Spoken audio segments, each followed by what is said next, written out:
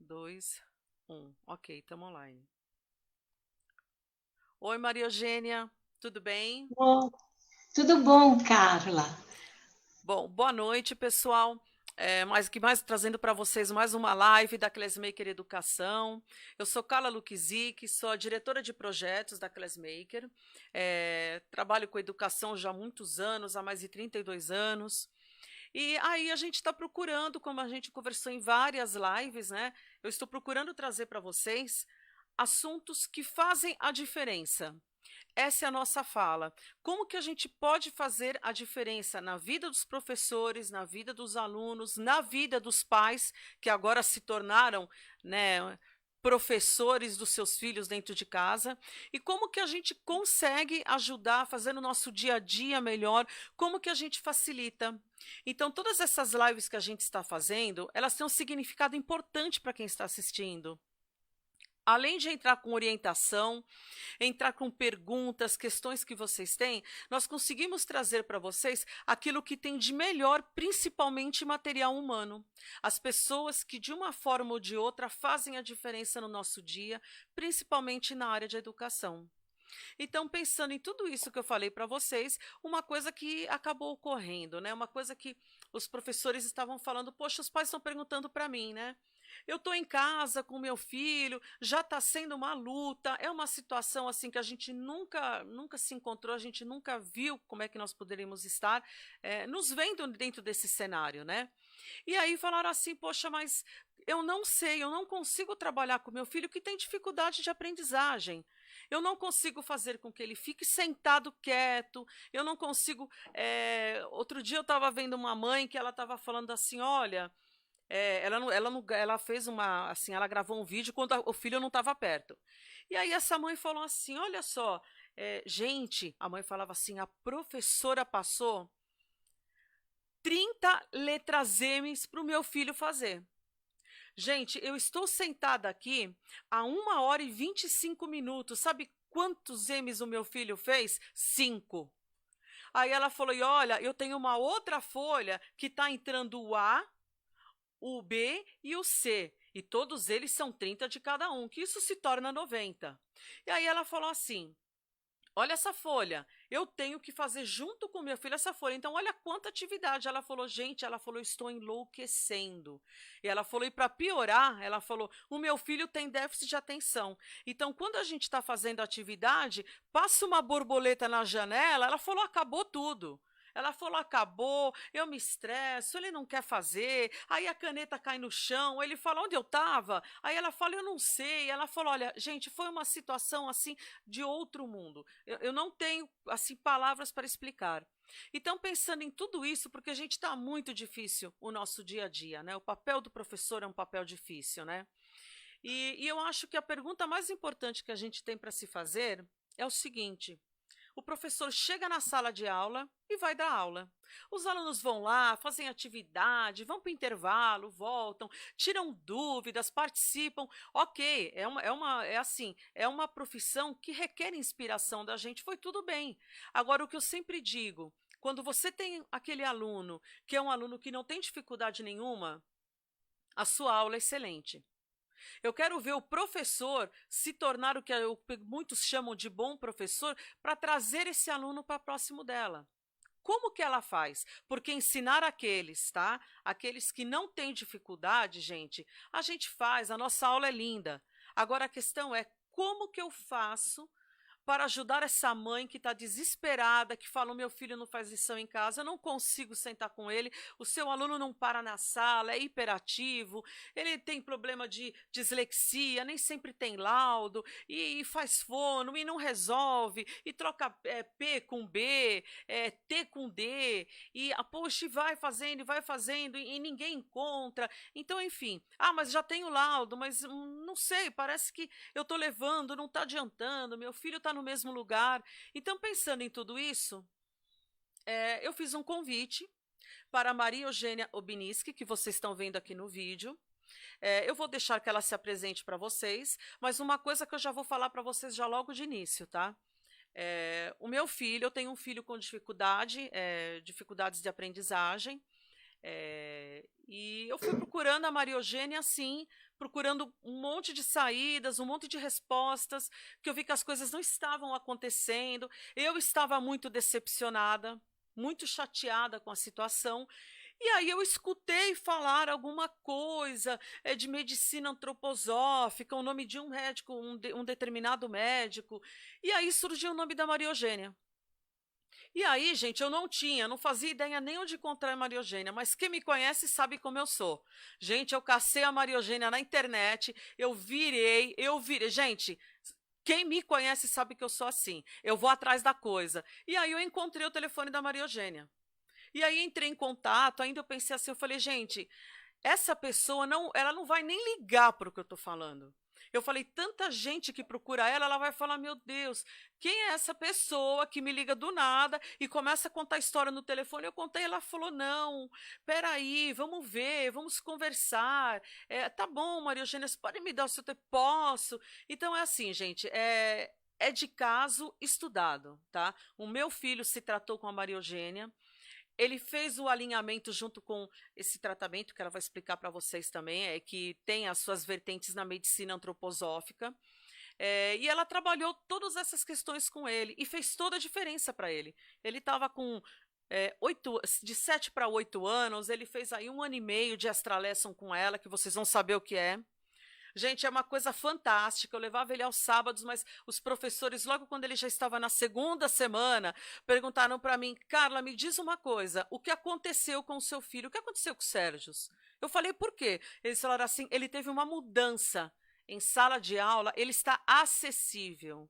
A gente conversa, ele responde, porque ele não falava, ele não gostava de conversar, a Maria Eugênia até lembra disso. Então, gente, é típico, né? Bem característico. Então, agora, eu vou pedir que a Maria Eugênia se apresente para vocês.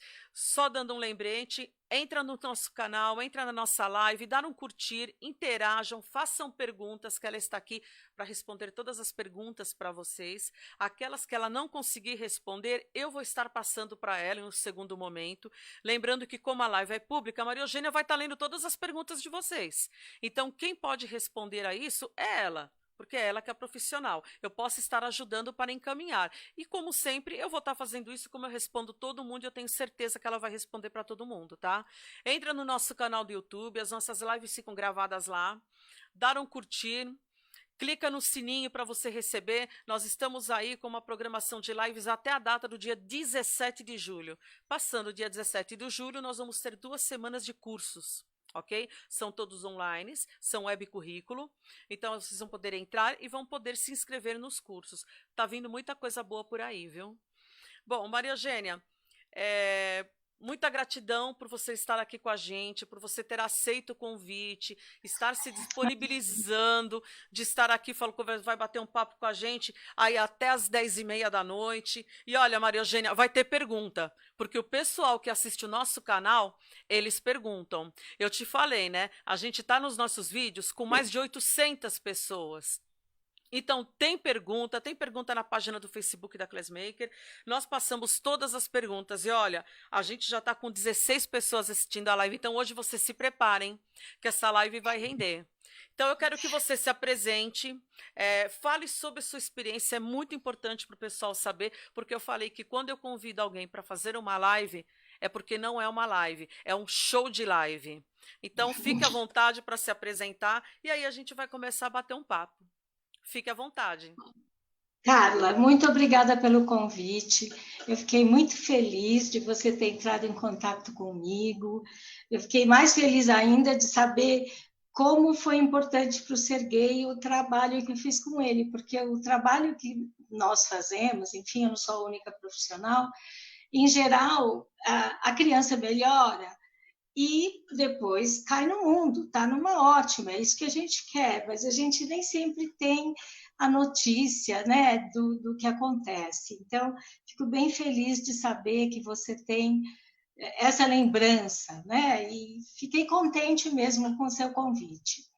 Bom, eu sou pedagoga de formação, a minha primeira profissão foi ser professora de inglês, e depois eu também tenho uma filha com dificuldade de aprendizagem. Essa minha filha era, ainda é, né, hiperativa 7 cruzes, né, quer dizer, não tinha jeito, era uma loucura.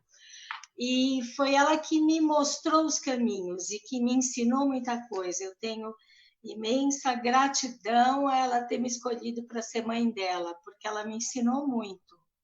Então, eu já conhecia a medicina antroposófica, mas todas essas terapias que trabalham baseadas na medicina antroposófica, eu conheci porque ela passou por essas terapias, né?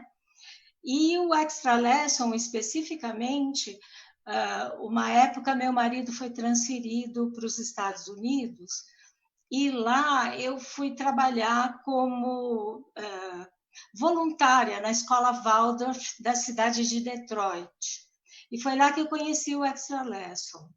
E eu fiquei apaixonada. Fiz o curso, fiz a formação toda, a família voltou para o Brasil, eu também, mas continuei fazendo o curso, a formação.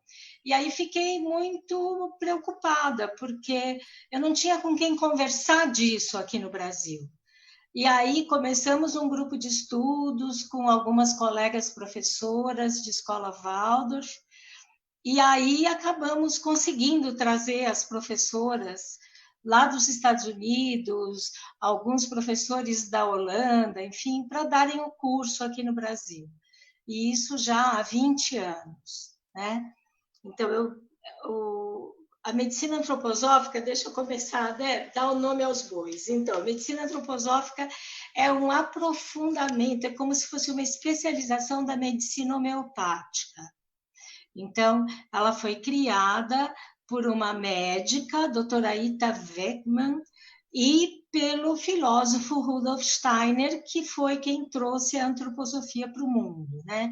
Então, ela vinha com as perguntas, com as ideias, com os pacientes, e conversando entre eles, eles iam chegando à conclusão de qual seria a medicação, a maneira de fazer o tratamento do paciente. Então, é uma medicina nova nesse ponto de vista, né?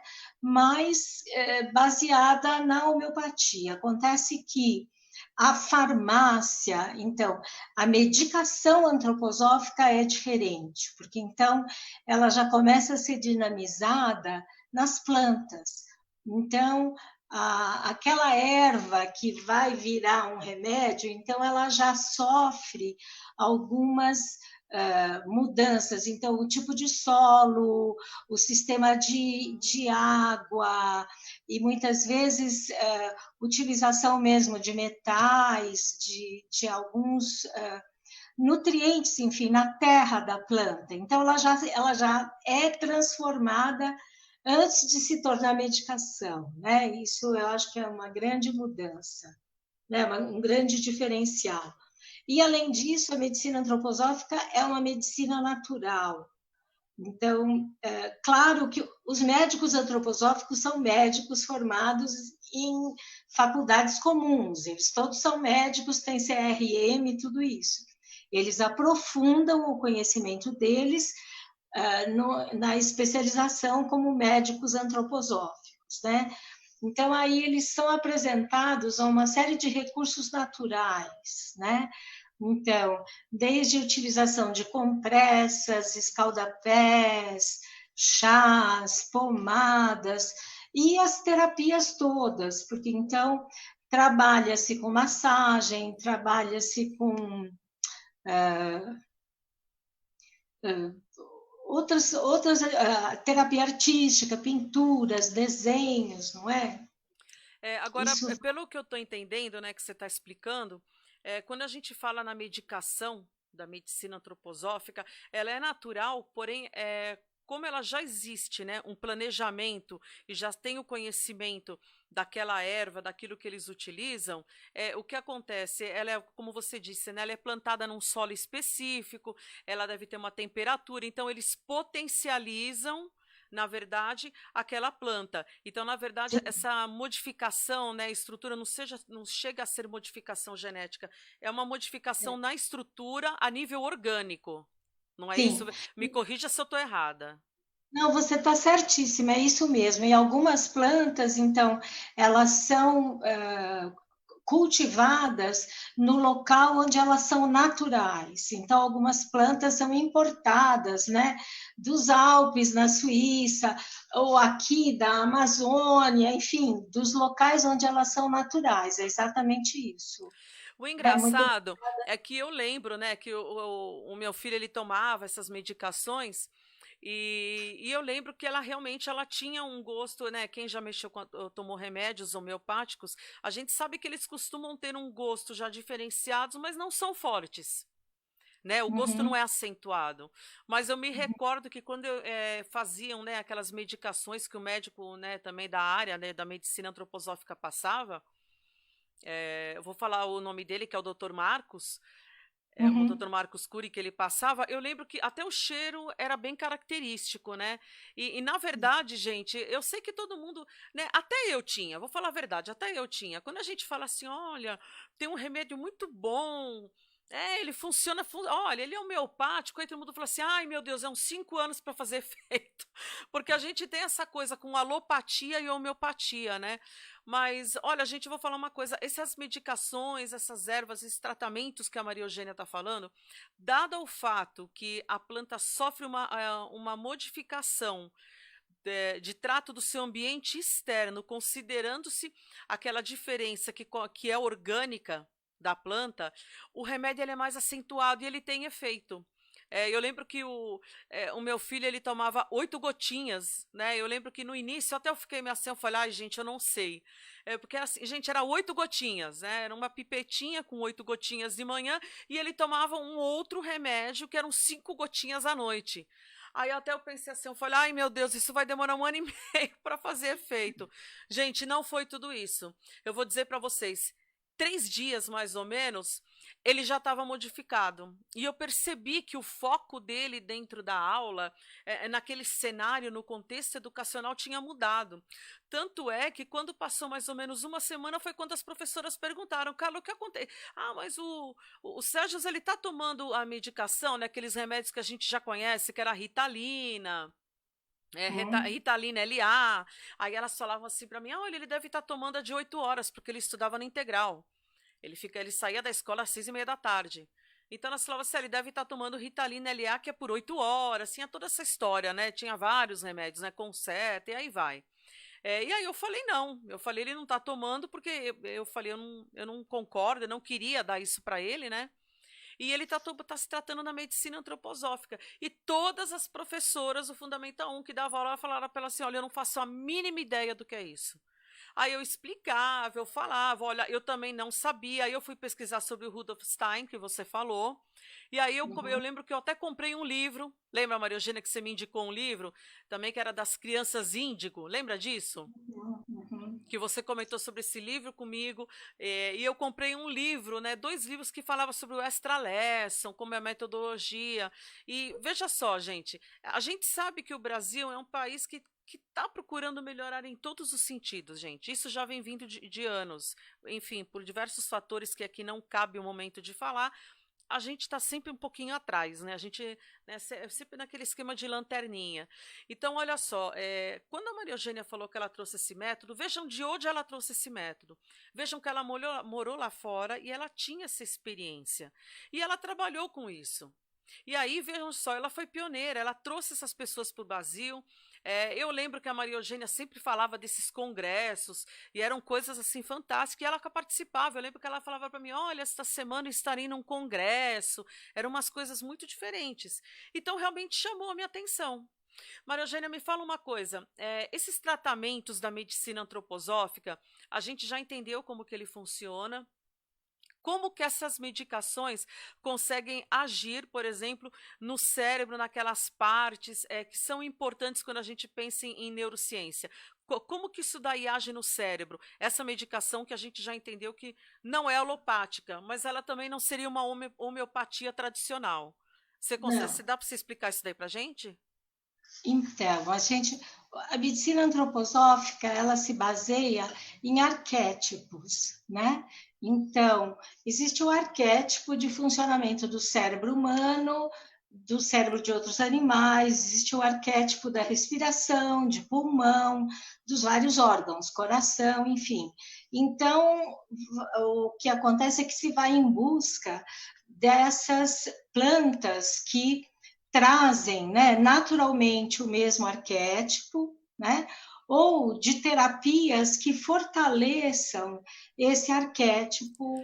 Maria Eugênia, o que que é, porque assim, nem sei, não sei se todos vão entender. Explica o que que seria esse arquétipo que você fala. Você pode dar um exemplo Arqué... só para entender? Então, arquétipo é como se fosse aquela ideia primordial, né? Então, a ideia primordial da respiração é que existe um momento em que você toma o ar externo, né? Então, você internaliza o que é externo, aí ele faz uma transformação dentro de você e depois você devolve uma parte do que é seu interno para esse mundo exterior, né? Esse é um arquétipo de respiração. Então, desse ponto de vista, tudo aquilo que eu faça que fortaleça é isso que eu tomo de fora, coloco para dentro, transformo e depois devolvo, então eu estou fortalecendo a respiração. É meio complicado, mas é assim que a coisa acontece. Não, Né? Então, do ponto de vista cérebro, então, o cérebro ele é dividido em, a neurociência mesmo explica isso, né? Ele é dividido em várias partes. Existe uma parte que a gente chama de tronco cerebral, que é a parte mais rudimentar do cérebro. A gente tem essa parte em comum com os répteis, com animais bem antigos, né? Bem primitivos, eu diria, né? Então, essa área do cérebro, ela não compreende palavras. E você pode ver que o bebezinho, logo que nasce, ele leva um ano para começar a balbuciar alguma coisa e leva uns 3 ou 4 anos para conseguir compreender mesmo palavras e se expressar verbalmente. Então, existe essa região do cérebro que não conversa com palavras. Essa região do cérebro conversa com o corpo. Então, terapias corporais é que podem acessar essa área do cérebro, e não uma terapia cognitiva, ou de fala, ou enfim, né? Então, existe essa primeira área do cérebro, que é uma área mais primitiva, existe a área do cérebro, que é o cérebro límbico, que é a área que lida com simpatias, antipatias, emoções, sentimentos, né? Então, essa área do cérebro, ela precisa ser acessada desse ponto de vista.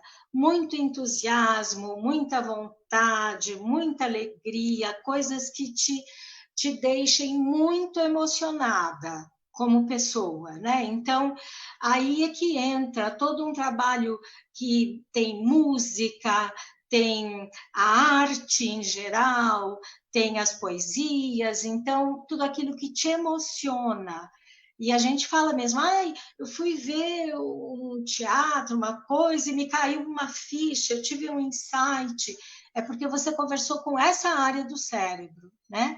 E depois tem essa área mais sofisticada do cérebro, que é o córtex, que é a área mesmo do pensamento lógico, de toda a sofisticação humana de hoje em dia, né? Essa é a área que você conversa verbalmente. Nessa área, você só acessa com um pensamento lógico, claro, definido, né?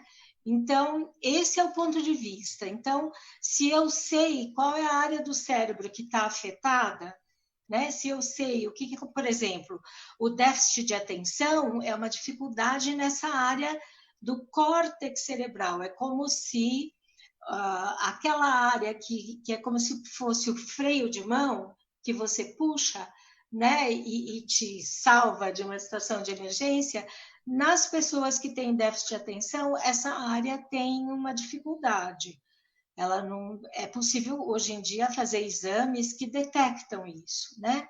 Então, eu preciso lidar com esse tipo de situação com as pessoas, né? Que têm o déficit de atenção. Então, organizar essa parte corporal, porque muitos deles não têm muita noção do próprio corpo, né? Direita e esquerda é uma dificuldade, tropeça em tudo, bate em tudo, né? Então, o corpo precisa ser organizado. Depois, essa área da emoção precisa ser equilibrada, porque senão ele fica tão emocionado com uma coisa que explode no negócio, né? Tudo é demais. Ou então de menos, tem coisa que eu não estou nem aí. E para poder ter a resposta nessa área mais sofisticada do cérebro, que é a do córtex cerebral. Isso respondendo a sua pergunta, né? Tá, eu tenho uma pergunta aqui, é, do Alexandro Mesquita. Ele está perguntando o seguinte para você: essa região do cérebro pode influenciar no desenvolvimento pleno da fala? Sim, as várias regiões, né? Então, essa região mais primitiva, que trabalha principalmente com essa parte esquelética, muscular do corpo, então ela pode causar dificuldades na fala, sim, principalmente na articulação, na movimentação de língua, no desenvolvimento de toda essa musculatura que a gente usa para falar. Então, isso não, a pessoa tem dificuldade de fala, mas não necessariamente de pensamento, de compreensão, de inteligência acadêmica, né? Então, é por isso que a gente pensa desse ponto de vista, né? Eu tenho que entender que área é essa do cérebro onde eu preciso atuar. Aí, essa área mais emocional, então, se ela tiver uma dificuldade ali, então consegue articular as palavras, mas a leitura, por exemplo, ou a declamação é sempre monocórdia, né? É aquilo que não faz diferença nenhuma, né? Não tem uma palavra principal, não tem na pergunta, enfim, fala uma sentença, você não sabe se é uma afirmação, se é uma pergunta, o que que é, né? Porque toda essa variação emocional, afetiva, sentimental está alterada. Então, é necessário trabalhar essa área. E existe, então, essa outra dificuldade. Quem consegue articular corretamente, consegue dar essa entonação nas palavras, né, nas sentenças, enfim, mas tem uma dificuldade, por exemplo, no processamento, na compreensão, né? Então, nem sempre que você faz uma pergunta e você fica assim, né? Pô, o cara não escutou, não responde, o que, que acontece, né? Você Quer dizer, sabe ele que consegue processar. justamente isso que você está falando é algo que eu sempre notei, né? No meu filho, né? Ele não consegue sequenciar um processo de contextualização, ele não tem início, meio e fim. Ele tem o meio, depois ele tem o início, ou ele tem o fim, tem o meio, tem o início. Ele não sequencia, né, o processamento. Ele não tem, não sei se a palavra seria essa. Ele não consegue sequenciar o raciocínio para entender aquilo é Uhum. o começo, é daquilo que eu estou começando a falar ou eu quero responder. E realmente isso é uma coisa bastante comum isso neles. Eu já vou aproveitar que você está falando disso. Fala um pouquinho sobre o déficit de atenção, sem a hiperatividade. Falar umas características de quem tem déficit de atenção, porque é diferente o déficit de atenção com déficit de atenção com pessoas hiperativas, né? Sim. Por exemplo, o meu filho, ele não é hiperativo. Eu tenho déficit de atenção, mas eu sou extremamente hiperativa. Todo mundo que fala comigo fala assim, você é ligado em 220, faz 5 coisas ao mesmo tempo.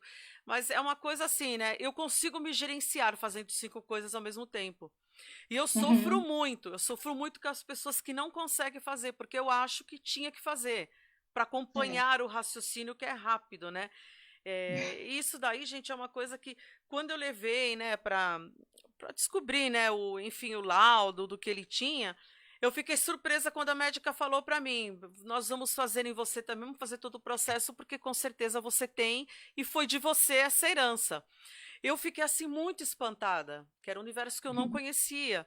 Então, quando ela falou, olha, você tem déficit de atenção, eu falei, meu Deus, como assim? Eu fiquei muito indignada, né?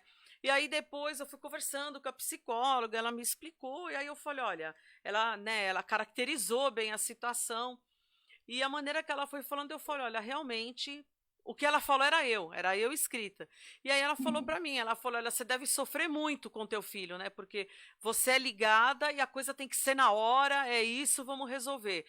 E ele já não, ele assim, tá bom, né? E aquilo me dava aquela coisa por dentro. Aí eu falava, né? Eu até comentava, lembra, Maria Eugênia, com você, eu falava assim, ai, quando eu peço para ele. Lembra aquela história que você estava me ensinando, Carla? Nunca passa uma coisa, não fala 5 coisas para ele fazer.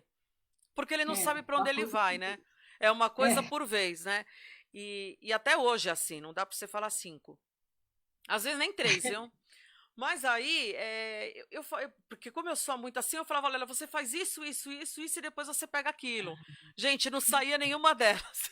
Aí eu falava assim, aí aquilo te dá, né, aquela hiperatividade, aquele problema da ansiedade, eu vou e faço as 5.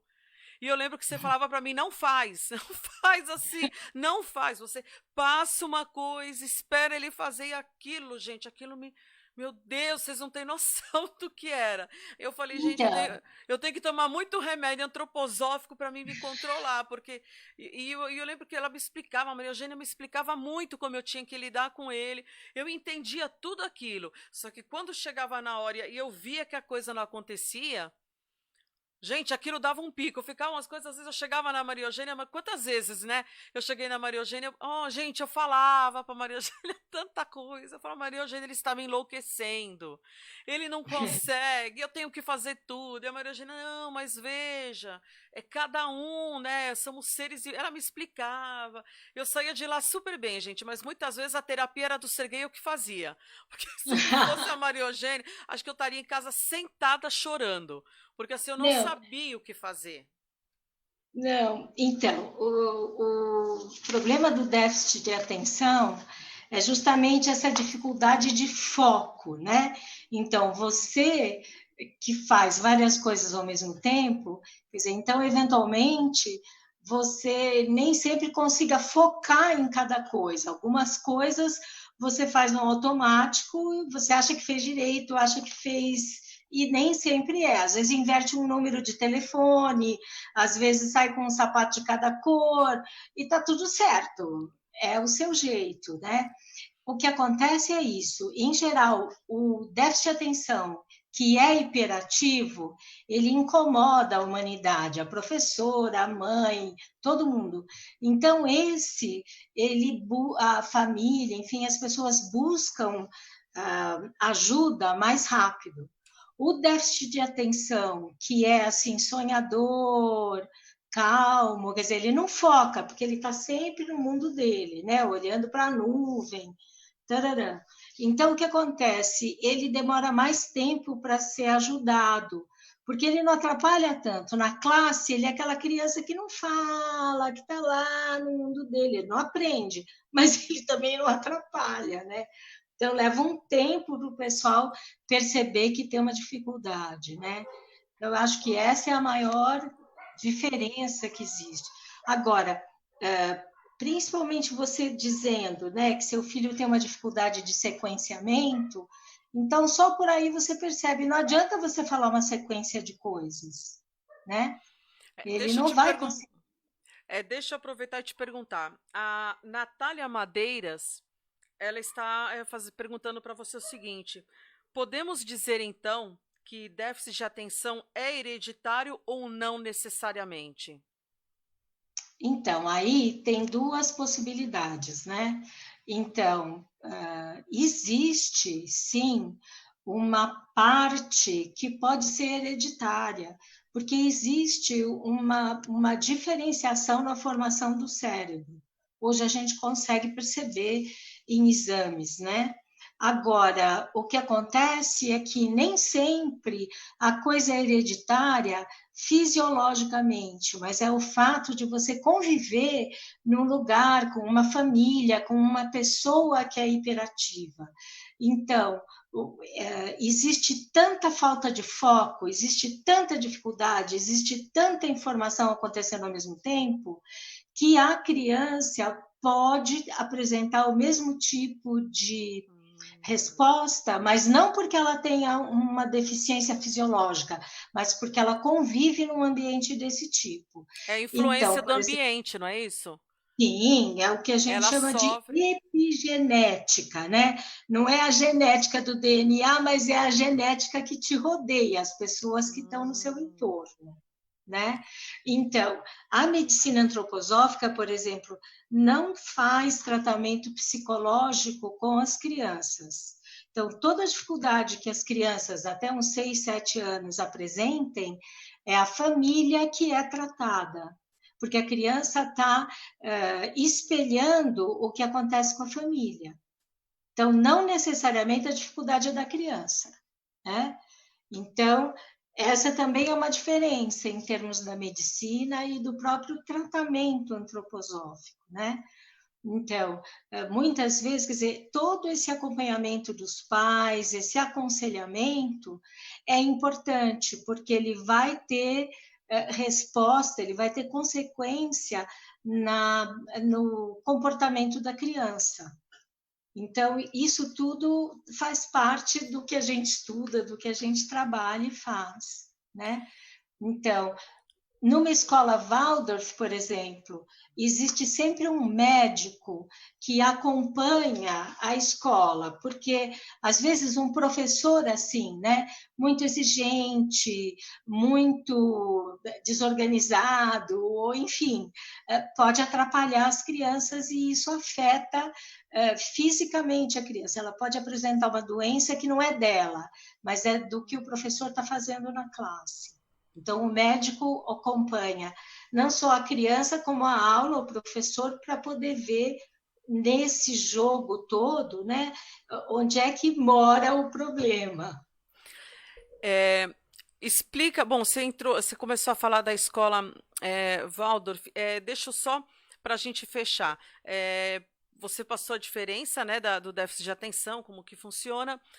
Como que é com dislexia? Como que são esses alunos com dislexia e por que que a gente tem, se não me engano, são 3 níveis, né, ou 3 conceitos de dislexia. Se não me engano, você tem a moderada, tem a avançada, não é isso? E tem a leve. Se eu não me engano, acho que é leve, moderada e eu não me lembro o termo da terceira, que já é como se fosse avançada, eu não lembro direito. Vocês podem explicar para a gente?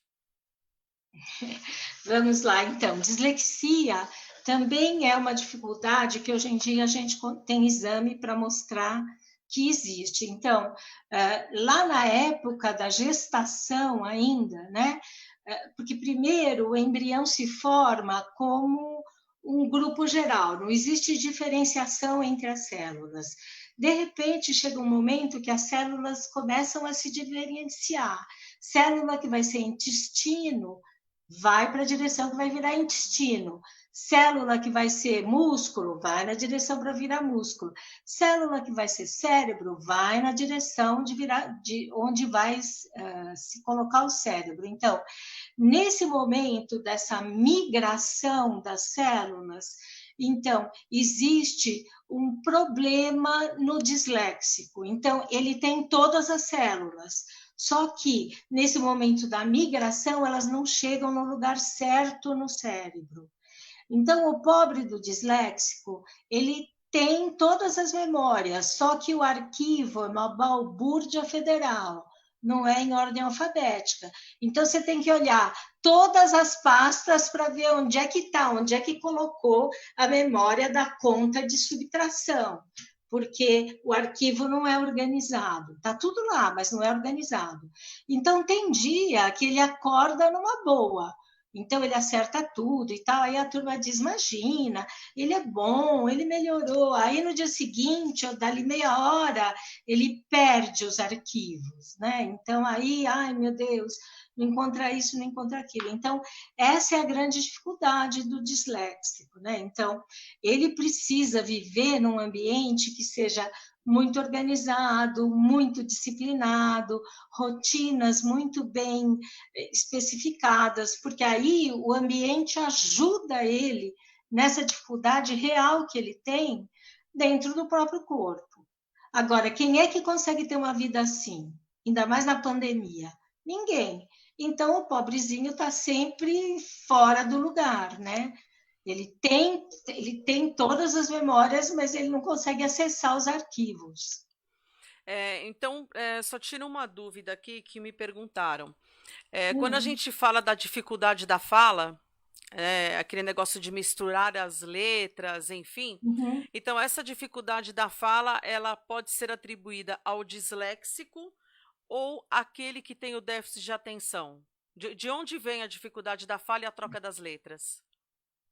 Então, o fato de você ser disléxico não quer dizer que você não possa ter também um déficit de atenção. E Hum, vice-versa. Não é porque você tem déficit de atenção que você não pode ser também disléxico, enfim, outras dificuldades, né? Uma dificuldade de processamento auditivo, uma dificuldade de processamento visual, uma dificuldade no sentido do equilíbrio, que então tem aquelas crianças que não conseguem parar sentadas, né? E tem as crianças que caem da cadeira, né? Você olha, como é que o cara caiu da cadeira? Mas cai. Então tem que estar sentado, a cadeira tem que ser diferente. Se ele puder estar perto da parede, que ele se encosta na parede, ele cai menos. Uma série de recursos assim, né, para ajudar. Mas então, a dificuldade de fala, como você tinha comentado, né, que são trocas de letras, trocas de sons, trocas sonoras, né? Então, isso no disléxico acontece principalmente na escrita, não na pronúncia. Ele não tem uma dificuldade de audição, ele tem uma dificuldade de escrita, porque, em geral, o disléxico não tem noção do próprio corpo, o que é direita e esquerda, o que é em cima e embaixo, no próprio corpo, que é aquele cérebro mais primitivo. Então, o que acontece? Se ele não entende no próprio corpo o que é direita e esquerda, ele não vai entender na lousa ou no livro, no caderno, na tela do computador, se a barriga do B vira para a direita ou se a barriga do B vira para a esquerda. Então, como é que eu vou saber se é B ou D? Eu não sei o que é direita e esquerda, não tenho noção disso. Né? Se é B ou Q, né? Se é uhum.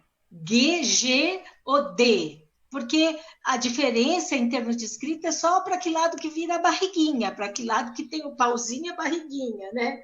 De todas essas letras. Então, ele não tem essa noção espacial. Ele não tem também, se você pedir para ele definir coisas do ambiente, né? O que está acima do, sei lá o quê, do quadro negro? Ele não tem noção, ele te fala uma coisa que está escrita no quadro negro, ou que está abaixo do quadro negro, porque isso não é claro para ele. Né? Então, é, esse é uma situação em termos aqui não da fala, mas da escrita. Né? Na fala, o que a gente percebe é essa troca entre surdo e sonoro. É B e P, Uhum. D e T, porque essas letras elas não são confundidas como letras na escrita, elas são confundidas como som na fala. Então a gente precisa ter bem essa noção. Eu estou falando da fala ou eu estou falando da escrita? Não é a mesma coisa. Hum. Então agora eu acho que assim, o pessoal se vai tendo alguma dúvida, peraí. Então, aqui elogiando você, falaram assim que você é super calma, você é muito boa para explicar e sua explicação é muito clara, né? Deixando de exemplo. O pessoal está gostando muito. Que Deixa. bom! Gente, mas ela realmente ela é assim, ela é muito tranquila para explicar, né? É uma pessoa que a gente gostaria de ser, né, gente? Assim, né? Nem todos conseguem. Eu não Ai, meu consigo. Deus! Ai, meu Deus. Não, isso aqui são anos e anos de treino. É. A gente ninguém nasce pronto. Eu já tenho anos e anos de treino e continuo igual, Maria Eugênia. Ai, Anos e menina, anos, a minha mas eu não entendo nada daquelas coisas maravilhosas que você faz de drones, de coisas. Eu fico babando pelas suas coisas. eu acho assim, né? Eu acho que a troca, né, dos saberes É muito importante, né. E eu Uhum, acho que uma das coisas que, assim, eu falo muito, né, nos meus cursos, formação de professor, eu falo muito, muito isso para eles, né. A gente teve situações que eu presenciei em reunião de escola, né, que chegava o pai, sentava lá na mesa, aí um determinado professor falava assim: "Olha, o seu filho é terrível, não faz os exercícios de matemática, tirou 2 na prova, ele não consegue fazer, olha, eu não sei o que que nós vamos fazer ali na frente e tudo". E assim, né, aí quando esse pai chegava na mesa, ele já chegava destruído quando ele tinha que falar comigo, né. Aí ele falava assim: "Meu Deus", ele falou assim: "Olha, professor, olha, pro, eu já estive lá na outra mesa", e aí ele repetia tudo aquilo que ele ouviu, né. E uhum. aí eu virava para esse pai, o pai falava assim: "Olha", eles saíam daquela mesa e, como eles tinham que parar na minha, eles acabam falando assim para mim: "Nossa, pro, cara, eu não sei o que eu vou fazer". Aí eu ouvia, aí eu falava assim: "Pai, deixa eu te falar uma coisa, você sabia que seu filho, ele adora poesia? Você sabia que ele escreve coisas fantásticas de poesia? Você sabia que seu filho é muito bom de ciências? Você sabia que seu filho adora desenho?" Porque assim, eu acho que tudo bem, ele tem uma dificuldade, mas tem que fazer parte. Às vezes aquilo não é dele, né? Ele vai ter que aprender com o tempo resolver essa situação que ele tem, né? De Uhum, operadores, enfim. Mas eu acho que o que falta em reunião de pais é você falar sim, é um problema, mas veja bem, nós vamos resolver. Né? Falta aquela sim. prospecção positiva, nós vamos resolver, mas veja, o seu filho é muito bom de desenho. Então, assim, mostrar para os pais que eles têm que valorizar os filhos. Isso era uma coisa que eu percebia, que os filhos saíam mais acabados da reunião do que os pais. Aí eles chegavam Uhum. para mim na segunda-feira e falavam assim: "Nossa, Carla, olha, nossa, eu tô muito chateado. O professor acabou comigo. O professor acabou comigo para minha mãe. A minha mãe chegou em casa brava, chorava e brigava com meu pai. Um falava que era culpa do outro. Então, assim, isso era uma coisa que eu fazia e eu percebia que o pai saía bem da reunião.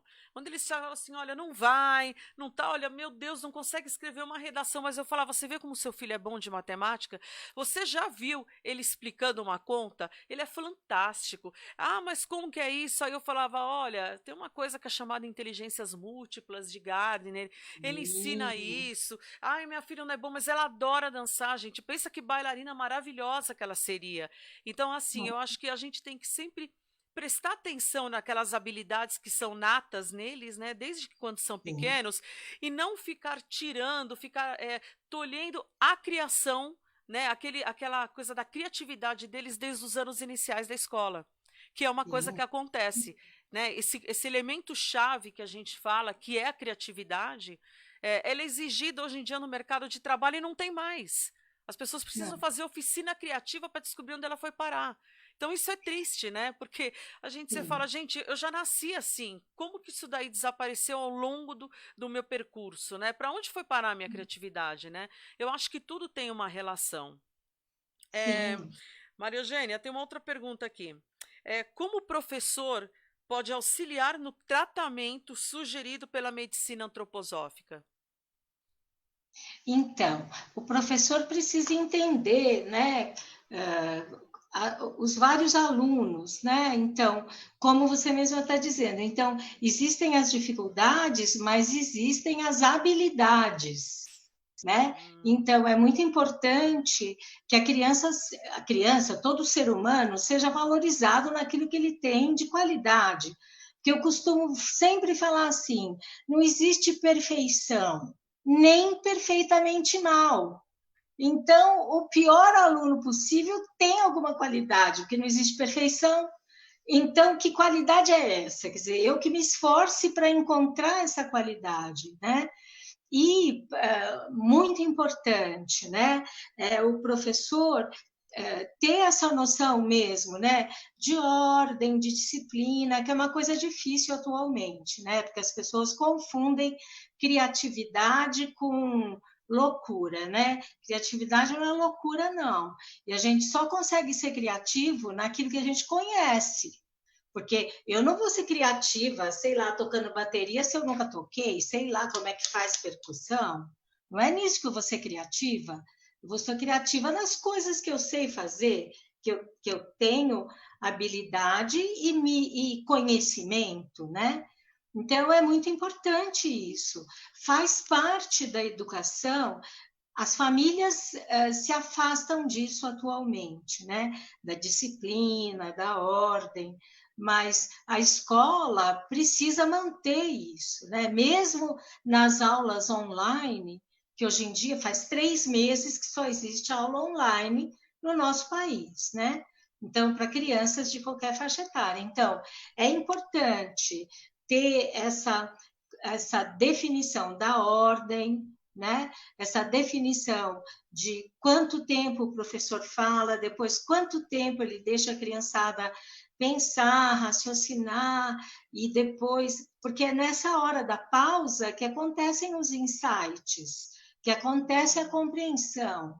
Quer dizer, então eu não posso disparar, falar feito um condenado 1h30. Ninguém tem competência para ouvir tudo isso. E se tiver, vai ficar zureta, né? Quer dizer, então, é importante entender isso. Na classe também é assim. Você dá o tempo do pessoal copiar da lousa. Hoje em dia não tem mais isso, né? Eles acham até que deve parar de ensinar a letra manuscrita, né? Que deve ser tudo só digitado. Eu acho que não, porque existe, quer dizer, não sei, eu não quero julgar, desculpa, falei uma coisa que não é muito boa. Eu acredito, quer dizer, existe uma área imensa no cérebro, que é a área que organiza a manualidade, tudo isso que a gente trabalha com as mãos. E a letra manuscrita é uma delas. Então, nós não vamos desenvolver essa grande área cerebral se não for sofisticando o uso das mãos, né? Então, é possível deixar de escrever a letra manuscrita? Desde que a gente utilize a mão para outras coisas, porque senão o nosso cérebro ele funciona como todos os órgãos, de um ponto de vista vegetativo, né? Esse é o funcionamento. O que é vegetativo? É como vegetação. Então, o cérebro tem podas. Existem épocas em que todos aqueles neurônios, todas aquelas sinapses, tudo aquilo que você construiu, se você não continuar utilizando, vai ser podado, é como planta, né? Você poda alguns galhos para fortalecer outros. E o cérebro funciona muito assim. Funciona logo nas crianças muito pequenas, mas funciona na nossa faixa etária também. Então, eu já toquei piano muito bem na minha vida, mas agora há mais de 30 anos que eu não toco piano, não tenho mais piano em casa. Eu não sei mais tocar piano. Todos os neurônios foram podados, você entendeu? Não está mais lá. Deixa eu aproveitar agora. Então, fala um pouquinho. A gente vai falar um pouquinho dessa parte da pedagogia. Na verdade, é uma pedagogia diferente, né? É uma das Sim. linhas que a gente estuda em pedagogia, mas que as escolas Waldorf trabalham isso daí fortemente. O que seria a pedagogia Waldorf? Então, a pedagogia Waldorf, ela tem, Waldorf, tá. ela tem alguns diferenciais, né? Então, por exemplo, a gente respeita muito o processo do desenvolvimento da criança. Então, não existe nenhuma atividade que vise trabalhar com a precocidade. Porque, do ponto de vista da medicina antroposófica, mas do ponto de vista do desenvolvimento das crianças, né? Então, existe um processo de desenvolvimento. A criança não é um adulto em miniatura. E esse processo do desenvolvimento, então, nenhum órgão nasce pronto. Todos os órgãos, depois do nascimento, é que vão ser aprontados, é que vão ser terminados, é que vão ser sofisticados. E isso exige da própria criança, das pessoas, enfim, né, uma vitalidade para essa finalização dos órgãos. E essa vitalidade ela é considerada, do ponto de vista tanto da medicina quanto da pedagogia Waldorf, né? Ela é considerada como a força que a gente utiliza para a aprendizagem. Então, especialmente nesse primeiro setênio, nos primeiros 7 anos de vida, que é quando a criança está finalizando todos os órgãos, por exemplo, a visão só vai finalizar lá pelo 8º, 9º ano de vida, que é quando todo mundo, em geral, bota óculos, né? Porque até então a gente, de repente, você pega um óculos de 4 graus de miopia, né? Porque aí o olho terminou de ser formado e aí essa diferença fica ali. Você tem que consertar, né? E não só, quer dizer, você tem os órgãos todos mesmo, né? O próprio cérebro que precisa ser terminado, pulmão, que a capacidade respiratória é muito diferente das várias faixas etárias, essa relação entre batimento cardíaco e respiração também, ela só vai se equilibrar lá pelo 4º, 5º ano de vida, e assim vai indo. Então, toda essa energia que o corpo gasta para terminar de se formar é a mesma energia que a gente utiliza para aprender. Tanto é que quando a gente assiste uma aula maçante, quando você vê, é um negócio assim, meu Deus do céu, você sai acabado, você não consegue, uma fome do cão, você tem que comer feito um condenado, não é? E você perde a vitalidade, te dá uma dor de cabeça, um negócio que você não consegue nem soletrar seu nome. Parece que você saiu de uma academia, né? Você sente aquele que a gente fala assim, nossa, eu tô com estresse mental que eu não consigo responder nada agora. Você tem Não que me pergunte deitar, nada. você tem que deitar, você tem que dormir para o dia seguinte você levantar e pensar em tudo aquilo que você ouviu. Você tem que tirar Mas, tudo aquilo de informação, se é que você vai conseguir pegar tudo, porque não vai pegar. E não aí vai. você fica assim cansado, sente fome, Uhum. dá aquela dor de cabeça, é verdade, a gente fica assim, a gente fica até inquieto.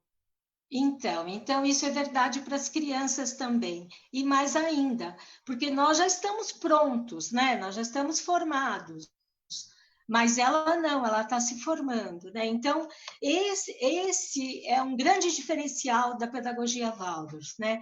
E não é que as pessoas, os alunos Waldorf, então, depois vão ficar para trás, não vão ter capacidade, não, eles não ficam para trás, eles aprendem tudo que os outros aprendem, só que eles têm também uma vitalidade, uma capacidade que muitos jovens não têm, porque não foi respeitado esse processo lá no comecinho da vida dele, né? Então, isso é uma grande diferença, né? Depois, a pedagogia Waldorf, eu digo que o grande diferencial dela, veja, ela foi criada há 100 anos atrás. A primeira escola Waldorf foi aberta em 1920. E o que acontece? É a única pedagogia que tem um currículo emocional. Lá naquela época, o Steiner já teve a competência de criar esse currículo emocional. Então, a inteligência emocional faz o quê? Uns 10, 15 anos que foi descoberta, que começou a ser comentada, né, no meio da humanidade. Só que essa escola já tinha um currículo assim. Então, tem um currículo acadêmico, como tem todas, mas tem um currículo emocional também. E leve em consideração a parte espiritual do ser humano. Então, existe um currículo espiritual também, né? Então, isso eu acho muito importante. Não é uma escola religiosa, mas é uma escola que desenvolve, sim, a espiritualidade, esse respeito pelo sagrado no ser humano, né? E tem um processo de fazer toda uma relação da natureza, das festas, das brincadeiras ao longo do ano. Então, a criança, desde muito novinha, ela está atenta à natureza. Né? Então, quando é inverno, a classe tem um certo tipo de enfeite, as crianças no jardim de infância, por exemplo, elas ajudam, a sala de um jardim de infância Waldorf é como se fosse uma grande cozinha. Então, a criança está tendo aula, está ouvindo história, está brincando, e lá no fogão está cozinhando, está fazendo o chá, ou está fazendo uma sopa que vai ser a refeição, né, o almoço, ou o pão está sendo assado, conforme a época do ano, o pão utiliza alguns condimentos diferentes dos outros, e a criança ajuda a fazer o pão, ajuda a botar a mesinha para todos eles tomarem a refeição, eles ajudam. Aqui no Brasil tem uma certa dificuldade, mas agora acho que está começando a mudar aqui também, né? Que nós somos muito mimados, né? A gente não põe a mão no trabalho doméstico, né? E o resto do mundo, principalmente o primeiro mundo, todo mundo põe a mão no seu trabalho doméstico, né? Não paga ninguém para fazer. Então, é difícil no Brasil a gente convencer os pais disso, né? Que a criança vai ajudar a arrumar, a limpar, a fazer, a cuidar da horta, das plantinhas, né? Isso tudo faz parte, e isso tudo vai sofisticando essa manualidade. Sim. Né? Deixa eu aproveitar, então, eu já perguntar. Me fala um pouquinho, conta um pouquinho da história do que é essa técnica extra lesson, de quando ela veio, né? Você já começou aí no início da live a falar um pouquinho, mas dá uma retomada no extra lesson, dá uma explicada para a gente o que é, porque já tem pergunta aqui do extra lesson. A gente vai desviando, né? Mas então, o Extra Lesson foi criado por uma professora Waldorf da Inglaterra, né? Na época da Segunda Guerra Mundial. Então, a casa dela, no quarteirão, ela morava em Londres, né? Então, a casa dela foi das poucas que não foi bombardeada. Então, ela trabalhava com as crianças, ela era professora, trabalhava com as crianças na sala da casa dela. E aí ela começou a perceber, quer dizer, hoje em dia a gente já fala nisso, né? Nesse estresse pós-traumático, que são crianças que perderam as casas, eventualmente perderam familiares, perderam toda a situação delas, né? Então, começavam a apresentar dificuldades de aprendizagem mesmo. E ela que foi fazendo essa observação e percebendo que toda a dificuldade de aprendizagem, que na verdade aparece no papel, ela começa muito antes. Então, não é no papel que eu vou corrigir as dificuldades de aprendizagem, é no corpo, é nessa relação da criança com o corpo, né? Então, todo trauma, então, mesmo que eu tenha sido criado da melhor maneira possível, enquanto eu sou criança, o corpo está sendo formado.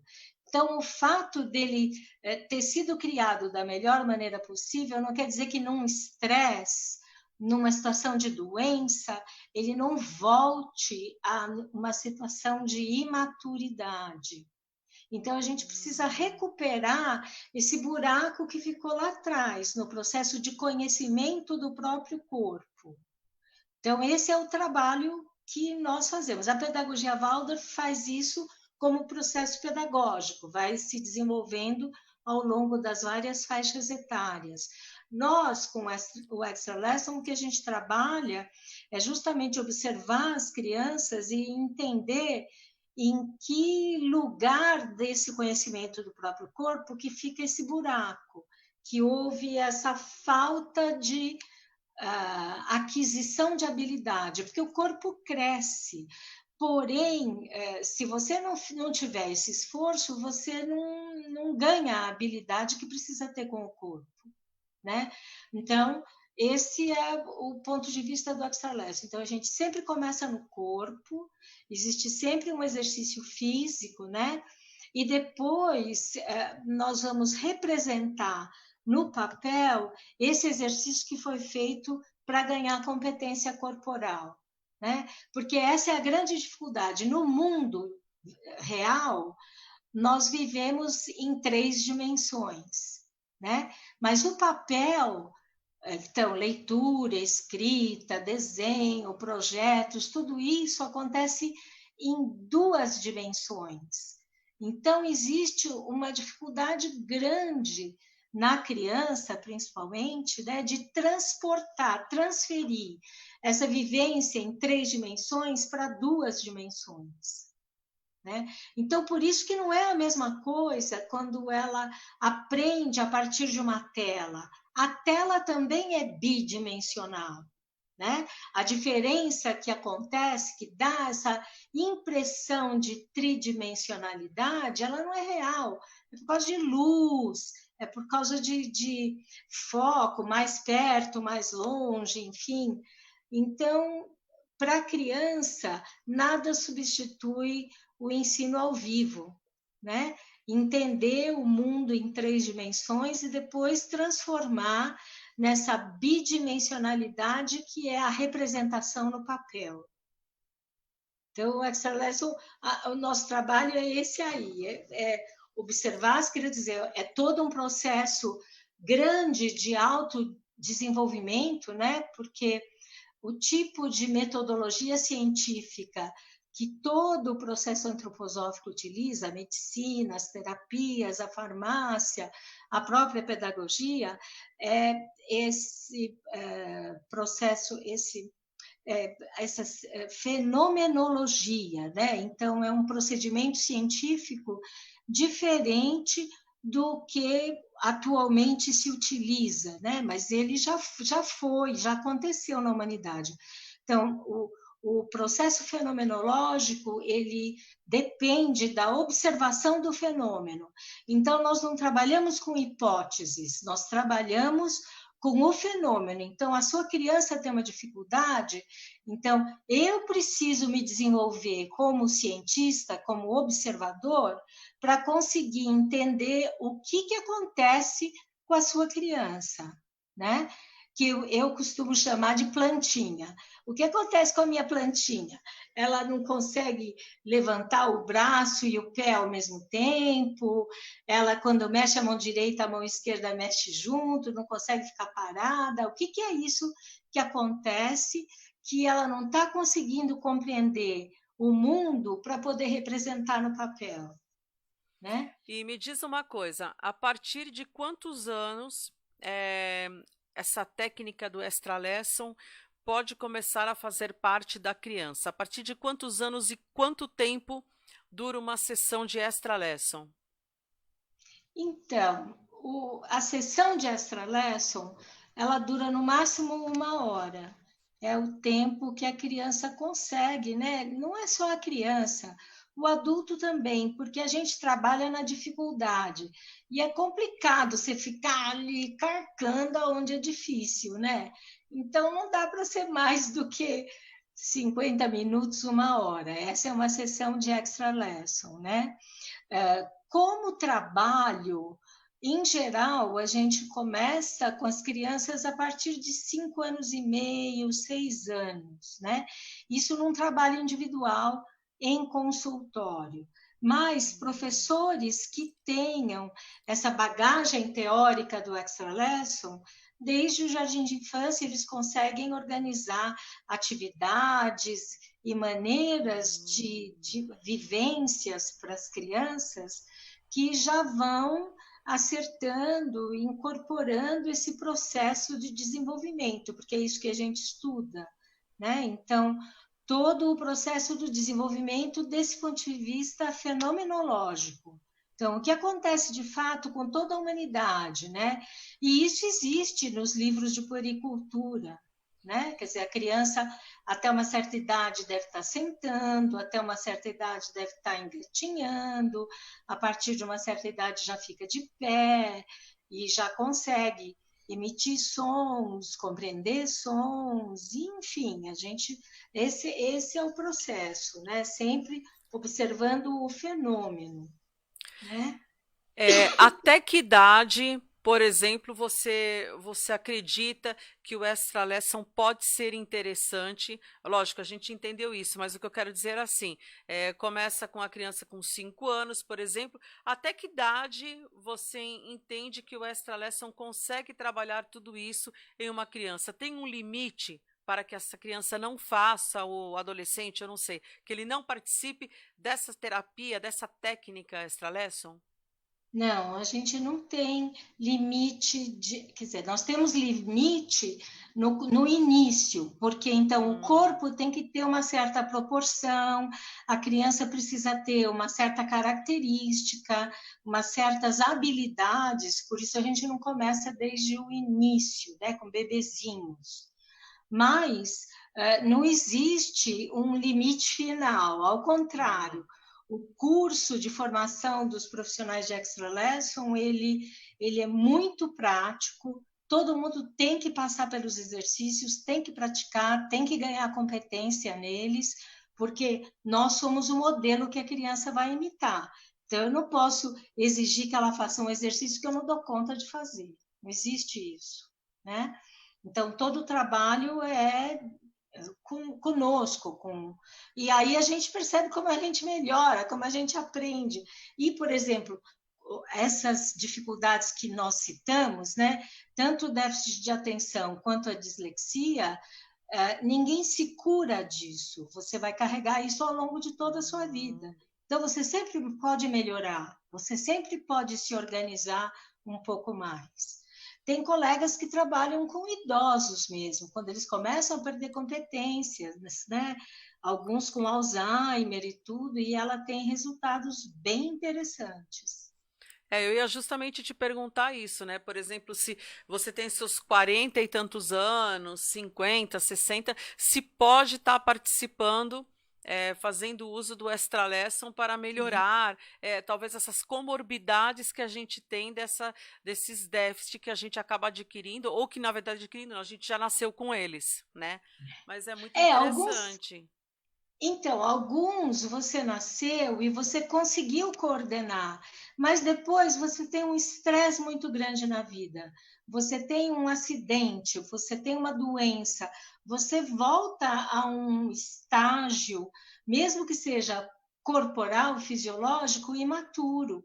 Então, você precisa readquirir umas certas competências, né? Então, É, Me fala uma coisa, quando você está fazendo uso da técnica do Extra Lesson, você precisa necessariamente estar se tratando na medicina antroposófica, ou eu posso não. ter esses dois caminhos, eles podem acontecer individualmente, eu não preciso estar com eles trabalhando junto? Não, você não precisa estar trabalhando junto.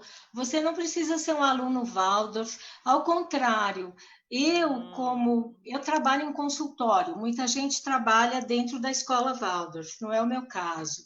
Então, muitas crianças que chegam para mim não são alunos Waldorf.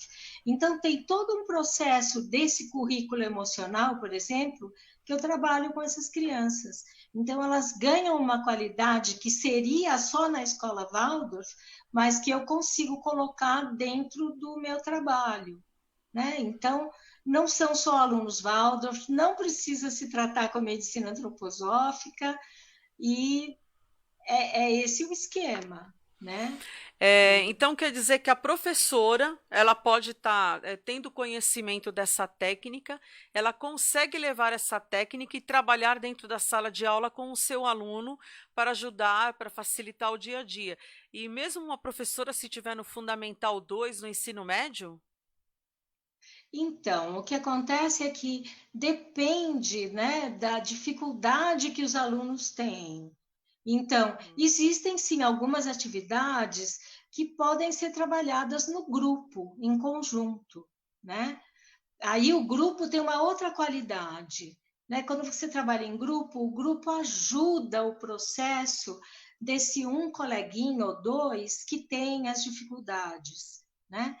Agora, a partir de uma certa idade, você não consegue mais trabalhar com o grupo todo. E certas dificuldades também, muitas vezes, são muito profundas. Então, Uhum. você não consegue trabalhar com o aluno dentro da sala de aula. Ele precisa ser trabalhado fora, né? Tá, aqui o Alex está perguntando, né, se existe a possibilidade de alunos do EJA serem submetidos a essa técnica. Eu acredito que, pelo que você respondeu, sim, existe essa possibilidade, mas a professora, né, ela tem que ser habilitada para isso, ela tem que conhecer o método, não é isso? Ah, sim, porque ela precisa entender o que é isso que ela quer Uhum. trabalhar, o conceito do que ela quer trabalhar, porque ela pode usar outro tipo de exercícios, outro tipo de atividade, né? Sem dúvida. Mas ela tem que entender do que ela está fazendo, né? Porque Sim. e depois, como eu expliquei, como a gente utiliza essa metodologia fenomenológica, então o adulto, o professor, tem que ser um modelo. Então eu só posso trabalhar aquilo que eu sei fazer muito bem. Porque se eu não souber, não adianta eu ficar, levanta o pé direito, põe não sei aonde. Não. Se eu não sei fazer isso, a criança também não vai saber, o jovem não vai saber. Eles imitam, a gente é sempre um modelo. Deixa eu fazer aqui uma pergunta para você que me mandaram. Estão perguntando, bom, já perguntaram aqui como que é uma sessão de extra lesson. Daqui a pouco eu vou perguntar isso daí para Maria Eugênia, mas aí tem uma outra pergunta. É possível você trabalhar essa técnica do extra lesson online? Então, em alguns momentos, talvez, né?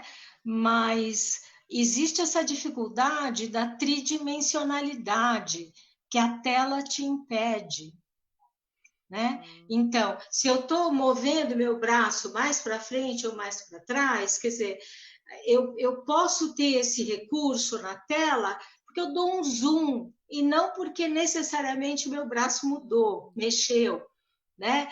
Então isso dá uma diferença de percepção, né? Então acredito, quer dizer, se nós continuarmos daqui para frente no planeta fazendo tudo online, nós vamos ter que traduzir esses exercícios, essas competências, esses conhecimentos para um processo online. Agora, por uhum. exemplo, a gente sabe, né? A imagem, ela aqui está espelhada, né? Eu estou levantando a minha mão direita, mas para quem está me observando, parece que é a mão esquerda, né? É verdade, tem essas questões que Isso está espelhado. é isso mesmo, né? Então, aí o que acontece? Por exemplo, essa é exatamente a dificuldade do disléxico. Aí, se eu uso esse Hum, tipo de recurso, é. como é que eu faço com esse pobrezinho? Né? Quer dizer, nós teríamos que adaptar, quer dizer, raciocinar muito. Eu não digo que seria impossível, mas não seria simplesmente gravando e passando, né? Nós teríamos que ter todo esse processo, todo esse cuidado, né? Que não. Aqui a Natália está perguntando o seguinte: a formação no Extra Lesson é de nível pós-graduação? E onde podemos encontrar esse curso de formação desse método? Então, ele não é um nível de pós-graduação, porque nós somos preguiçosas, né? Nós que carregamos o curso. Então, é um curso livre, é um curso que poderia, Hum, sim, estar num nível de pós-graduação, porque é um curso que tem mais de 360 horas, né, de atividade. Agora, nem todas nós temos a competência, então, esse nível universitário, né, de mestrado, doutorado, tudo isso para poder transformar, digamos, apresentar o curso a partir de uma universidade, né? Agora, é possível sim. Em alguns países ele funciona assim como pós-graduação, né? Nível de mestrado, porque é todo um estudo, é todo um aprofundamento, né? Aqui no Brasil ainda é um curso livre, nós ainda não conseguimos dar esse passo, né? De nos organizarmos mesmo. Talvez não seja dessa primeira geração de formadores, mas daqui para frente, né? As próximas gerações de formadores acabem fazendo esse esforço, né? Indo atrás desse processo. Né? O curso de formação, então, ele é apresentado no site. Né? Lá existe todo as datas dos cursos, dos módulos. Nós temos um curso em andamento atualmente. né?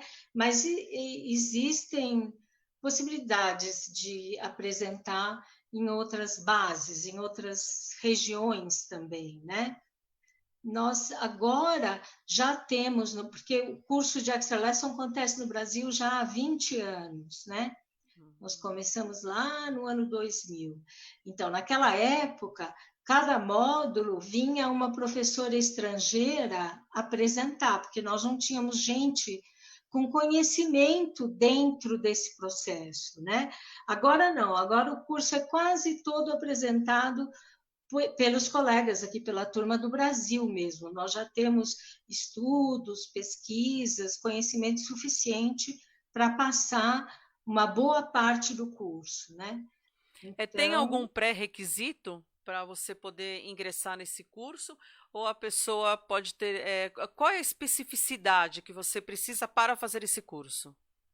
então, você tem que estar atuando, você precisa ser já um profissional ou da área da saúde, né, reeducação, ou da área da educação, né? E você já tem que ter uma certa experiência profissional, quer dizer, a nossa experiência é essa, né? Quem começa muito novinho desiste, acaba não trabalhando com isso, né? Porque é como se fosse uma ampliação do seu conhecimento.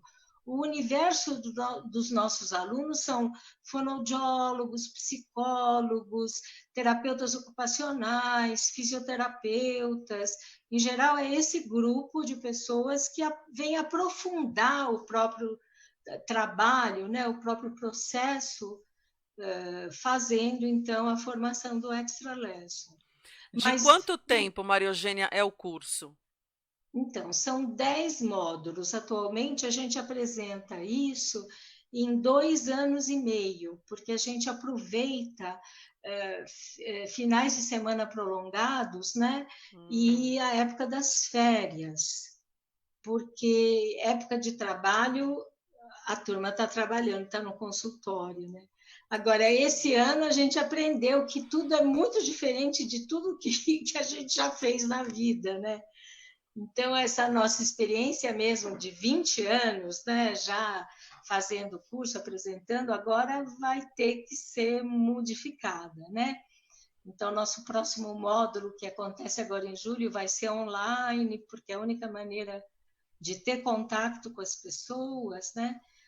E é assim que acontece. E como que é essa carga horária? Porque você comentou que os cursos têm um momento específico para acontecer, então ele acaba se tornando com um período de 2 anos e meio por conta de ser férias, feriado prolongado, mas na carga horária total, né?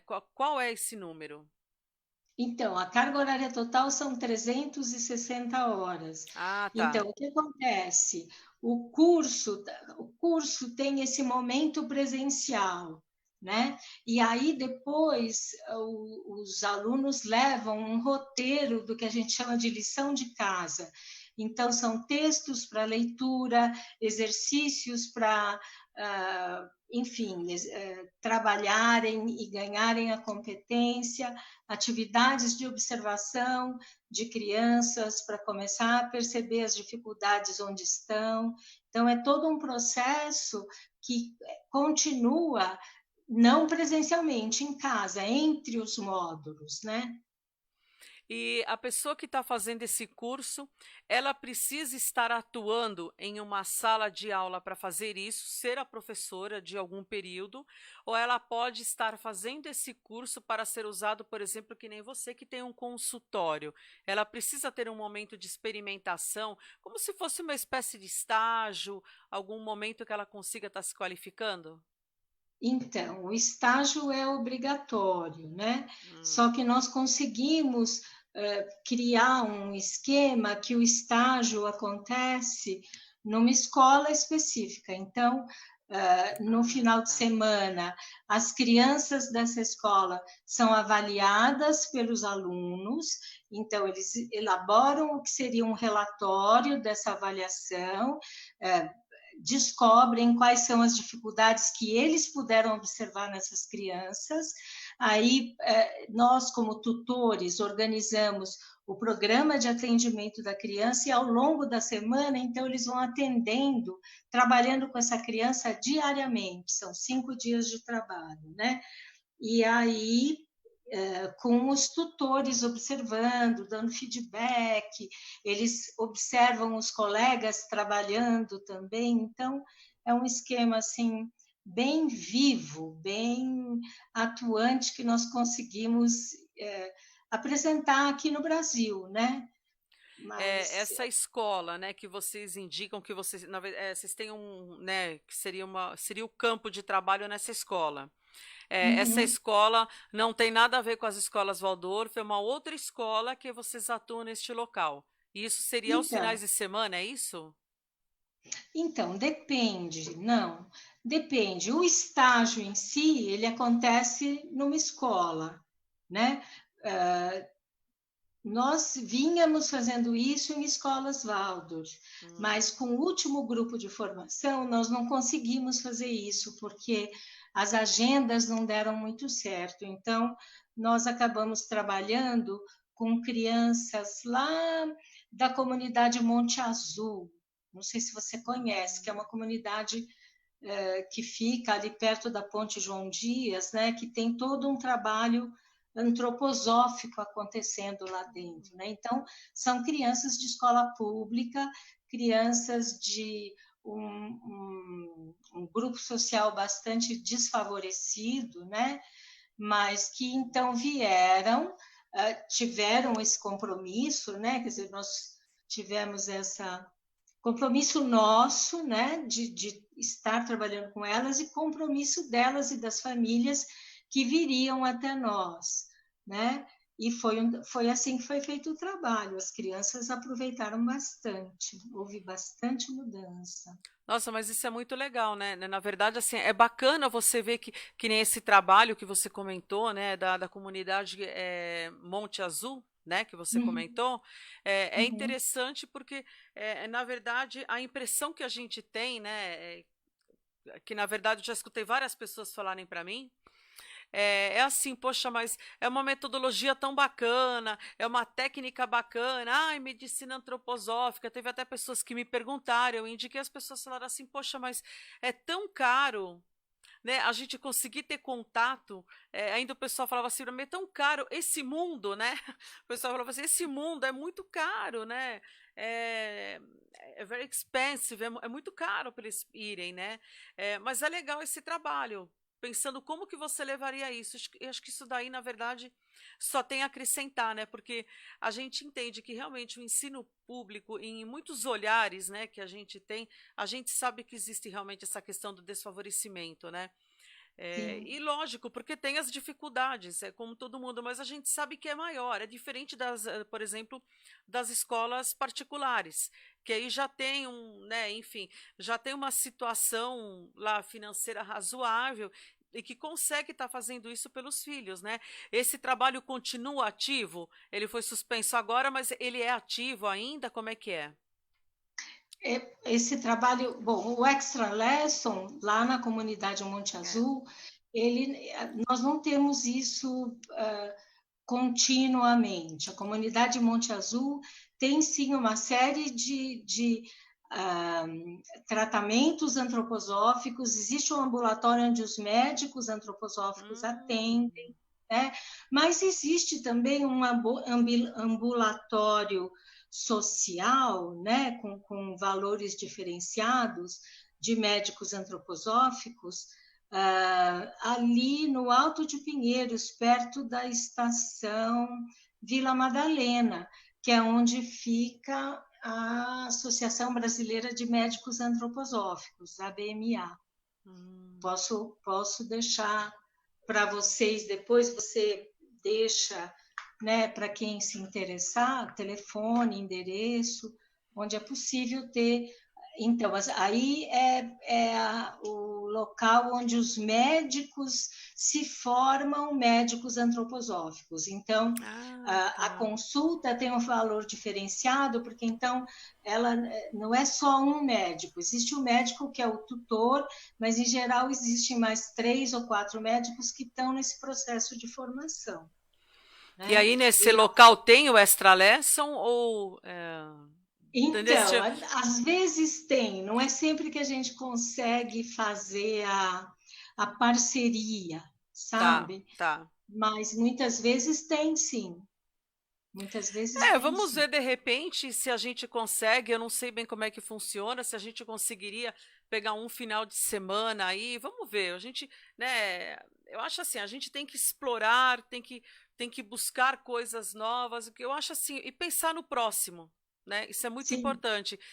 Levar ao alcance das pessoas tudo aquilo que elas podem ter opção uma opção boa, aquilo que é de bom do ser humano.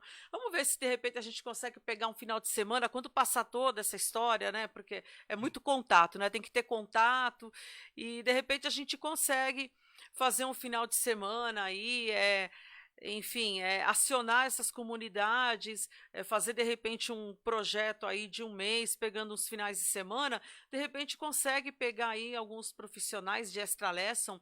É muito interessante esse assunto. Eu acho que realmente vale a pena você trabalhar com isso. É uma coisa muito bonita, gente, literalmente falando. Eu acho que em todos os sentidos, né? Porque ele foca no ser humano. E é isso que a gente precisa. O que a Maria Eugênia justamente comentou, que eu acho que é muito importante, é a gente pensar que nós temos um número muito grande realmente de alunos em sala de aula. Então, muitas vezes, o professor tem uma dificuldade. Como que, né, você que é professor vai falar, como que eu vou conseguir ter um olhar diferenciado com aquele aluno com 35 alunos numa sala de aula? Porque na hora que eu estou conversando com um, a sala está desmoronando com 34. Então, uhum, quem sabe a gente, né, essa pandemia está nos ensinando muita coisa.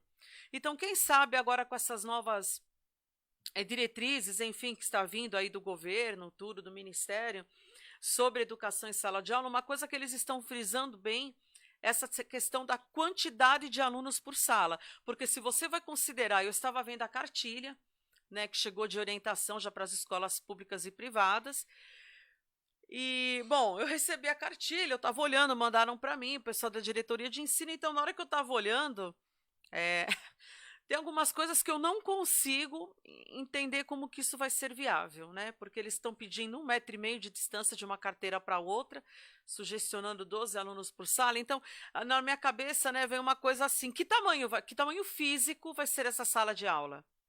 Porque uma carteira com 1,5 metro de distância, tem muitas escolas que não querem colocar uma ajudante em sala de aula para a professora. Então, como que a gente vai fazer? Né, 30 alunos com 1,5 metro de distância, a professora está lá na frente falando como que ela vai cobrir o fundo, né? Já tem as escolas não querem pagar né, as assistentes de sala, que é lei, mas a gente sabe que isso não ocorre, né? O pessoal pega as pobres das estagiárias que ficam perdidas na sala de aula, elas não têm assim a preparação, né?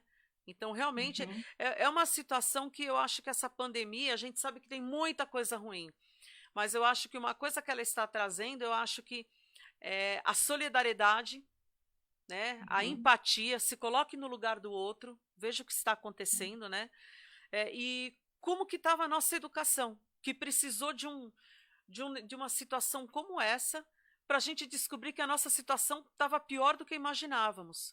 Porque quantos alunos não estão tendo acesso à educação porque não tem internet? Não tem uhum. condição de ter um celular e pagar um pacote de dados, por exemplo. Né? No Nordeste, as crianças estão tudo bem, vamos ter aula pela televisão, não tem televisão. Né? Então, aí, quando você começa a ver outros países, e assim, o espírito, Maria Eugênia, de colaboratividade entre professores, eu acho que tem que ser uma coisa que tem que ter um. Sabe aqueles cursos bacanas que ensinam vamos aprender a abraçar? Isso está Uhum. precisando com os professores. Então, você vê, a Espanha não consegue aderir a planejamento nenhum, a esboço nenhum do governo para isso, porque a Espanha é um dos países que está com a maior dificuldade de professores com espírito de colaboração. Meu Então, Deus. é uma coisa assim, Espanha e França. Então, é uma coisa que quando você lê, você se assusta, porque se você parar para pensar, eu acho que o Brasil está bem, mas eu diria que a gente tem aí uns 65%, 68% de professores que competem entre si. e que acaba Uhum. aquilo sendo impingidos a ele, né? Porque a escola cria esse ambiente de competição entre professores, do tipo, se você for melhor, você continua no final do ano, você não será demitido. Então, o desespero do ser humano pelas contas a pagar, entendeu? Então, Claro. é uma palavra horrível essa que eu vou falar, mas eu acho que. é, não, acho que eu não vou falar essa palavra agora no ar, porque né, as pessoas podem não gostar, mas a gente está vivendo o mercantilismo da educação e os professores estão sendo banalizados, né? É, Eu acho. e uma coisa Sem assim dúvida. que, olha, gente, eu vou falar uma coisa para vocês. Eu acho que a gente está passando por muita dificuldade, mas a gente está vendo assim um monte de live, mas são muitas mesmo, muitas, todas focando na criança, no estudante, e no aluno. O que a gente vê, o que as pessoas estão deixando de lado é focar uma live nos professores. E eu não estou falando em informação. Eu estou falando em saúde mental, como que eles estão, como que nós estamos. Uhum. Né? Então, veja, olha, o Extra Lesson servem também para as crianças e serve para os professores, não só para aprender, porque eles vão tirar proveito desse curso, como pessoa, tá? Para eles, é isso que eu quero dizer. A gente precisa de coisas que nos atendam, né? Em dois lados, isso é importante. Os professores estão deixados de lado. Né? E aí Uhum. fala, poxa, mas o meu filho vai todo dia para aula, a tia, e não sei o quê. Gente, para pensar o que vai ser o psicológico desse professor quando voltar às aulas e os alunos tiverem que estar com a máscara. Vai chegar lá no infantil, nos pequenininhos, a professora vai perguntar: cadê a máscara? Lá na fila, no pátio. Né? Eu vi esses dias aí um vídeo que eu fiquei. Bom, enfim. Cadê a sua máscara? Não, olha, é 1,5 m. Né? Então, não pode encostar no coleguinha. Mas cadê sua? Não, não tem a máscara. Mas peraí, no material, né? Que nem estavam comentando, na lista de material tem aqui, pelo menos 10 máscaras por ano. Ah, não tem a máscara. Então, Uhum. assim, nós vamos, é aquilo que a gente fala, né? Essa educação social, ela vai precisar acontecer. E ela tem que ser respeitada, porque senão, gente, as escolas não vão dar conta, não vão dar conta. E você tem aquela situação, agora os alunos vão votar 35% na etapa 1, ok, tudo bem. Mas e aquele aluno que, por exemplo, você sabe que vai correr riscos, né? Tem pessoas idosas dentro de casa. Como que vai Uhum. funcionar a segunda etapa 70%? Como assim? Né? Ensino híbrido, ok, legal, bacana, mas como que vai ser isso, né? Será que esses alunos vão conseguir passar por esse sistema de rodízio? Eu não sei, eu acho que a gente tinha que realmente sentar e realmente pensar nisso, porque não adianta você montar um plano de ação se você não sabe que os atores desse plano, os sujeitos, os atores que atuam dentro, eles são a ação, né? A gente não Uhum. sabe se vai acontecer, porque tem muito professor que não está preparado e vai chegar com uma situação psicológica terrível voltar para as aulas presenciais. Porque não é só isso, gente. Sabe o que quer vir a outra, quer ver o outro passo que você vai ficar com o cabelo em pé? Nivelamento desses alunos. Será que aquelas Uhum. aulas online que ele estava vendo, como é que será que foi isso? Ninguém aqui está falando de competência. Não é, Maria Eugênia? Para pensar o que vai ser o nivelamento dessa sala de aula. Pega os pequenos para ver o nivelamento. Sim, sem Pensa, dúvida. pensa no professor ali na frente enlouquecendo, gente. Um sabe, outro não sabe, outro nem ouviu falar. Um está super feliz porque ele teve aula online. Gente, aquilo foi o máximo. Ele aprendeu tudo, o outro aprendeu, né, o letramento digital, nativos digitais. Ah, ele já sabia mexer. Gente, eu acho que existem certas coisas que realmente vão ter que ser pensadas. E eu acho que não só os alunos, que realmente, quando voltar para o presencial, na verdade, a gente prevê que eles vão precisar de mais ajuda do que eles estão tendo agora. E os professores também. Então, a Uhum. gente tava lendo algumas sugestões, né, para a escola, que, bom, eles tinham comentado que seria interessante que na escola tivesse um atendimento psicológico, que já deveria ter, você concorda? Essa história já está vindo de muito tempo. Ter um Uhum. atendimento psicológico para o professor e para o aluno, porque quando acabar a aula, esse professor certamente vai ter que falar com a psicóloga. Vai ter que falar com o Uhum. pessoal da terapia, olha, vamos com calma, se juntar nos grupos, ele vai ter que ter muito aquele momento junto. Então, gente, Uhum. essas psicólogas é numa escola ou outra que está aparecendo, fora isso não tem. tá? Uhum. Então, para pensar como que nós vamos enfrentar isso. Como que vai ser a situação? Vai passar? Vai passar. Agora, quais são os danos que a gente vai levar dos dois lados, né? E agora tem o terceiro lado, Maria Eugênia, o pai e a mãe que está em casa. Sim. Então agora a gente não, nós não temos mais dois lados, nós temos três agora.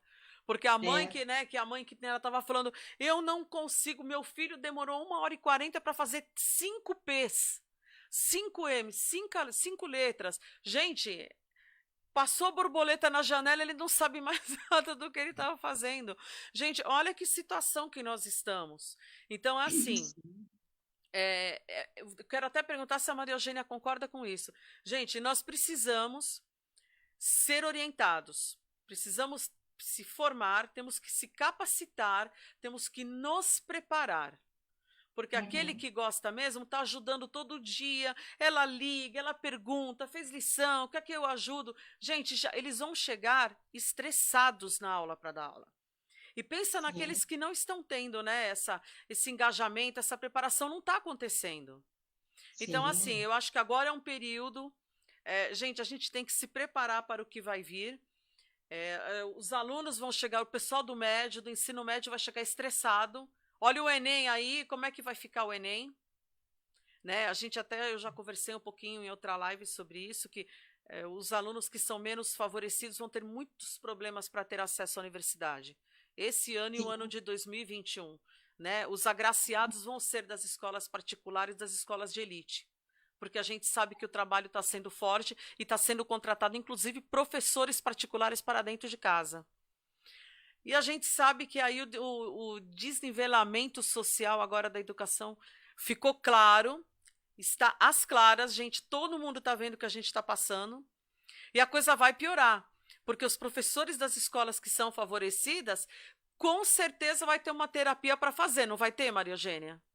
Eu acredito que sim, porque é uma época mesmo, é um trauma, é um estresse pós-traumático. A É, humanidade inteira nessa situação. a E isso gente não. altera tudo, né? Altera a qualidade de sono, qualidade de Exatamente. respiração, resiliência, né? Competência de lidar com as dificuldades, nem me fale. Acho que vamos todos estar nessa situação. E eu penso que profissionais como a Maria Eugênia, nesse cenário, eles vão ser extremamente requisitados. Tá? Psicólogos, terapeutas, esse trabalho vai. Olha, gente, quantos professores já fazem tratamento com medicação? Porque tem um Uhum. estresse muito grande de anos de sala de aula, né? E os alunos ficam estressados.